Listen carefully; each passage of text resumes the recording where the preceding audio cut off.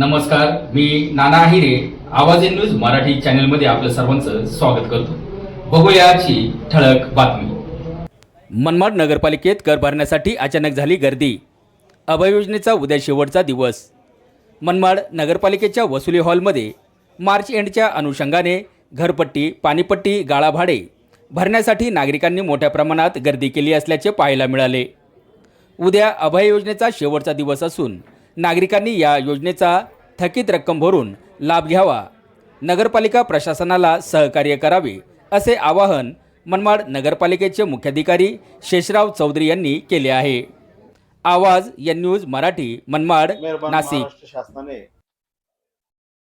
ज्या मालमत्ता धारकांची थकीत कर बाकी आहे त्यांच्यासाठी मालमत्ता करामध्ये अभय योजनेद्वारे सूट दिलेली आहे. त्याच्यामुळे अभय योजनेचा फायदा घेण्यासाठी नागरिकांनी आज साधारण 30 मार्च रोजी तसेच उद्या देखील अशीच गर्दी राहील अशी अपेक्षा आहे.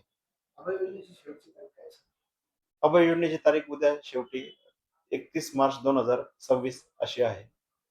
त्याच्यामुळे मी नागरिकांना आवाहन करतो की आपण जास्तीत जास्त नगर परिषदेला कर भरून अभय योजनेचा लाभ देखील घ्यावा आणि नगर परिषदेला कर भरून सहकार्य करावे.